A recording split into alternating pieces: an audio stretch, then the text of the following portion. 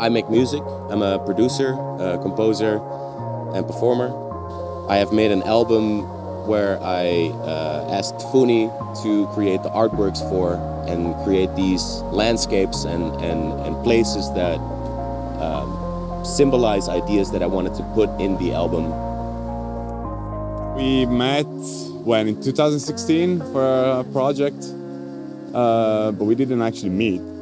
We only worked together.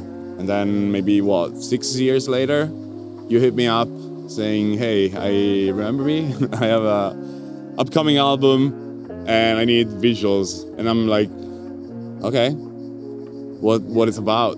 You had this very narrative-driven concept album that's very unusual. And it was very interesting to try to understand the story that you were trying to say and how to represent it visually, because the idea was to create an illustration, like an imaginary landscape for each one of the track. When we were creating this and also the visual elements of this album, we already thought how cool it would be to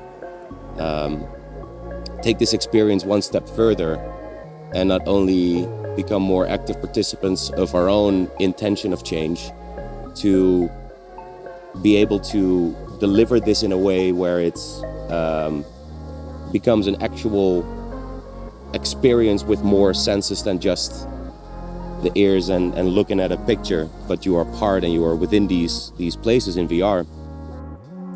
It felt like even if we didn't know at the time that we were going to make a VR experience and I was just visualizing the tracks, just the thought that we could one day eventually make this into a VR experience so that the viewer and the listener was going to be able to experience this album like actually immersed in this environment, which is the reason why VR it's amazing.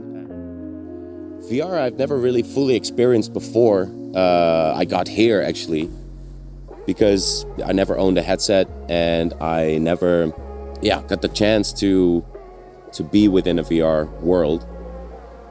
So like seeing the artworks that Fougnier created for the first time in VR kind of it blew my mind and it made me emotional, honestly, because it's so much more it's such a more visceral experience than just looking at an artwork.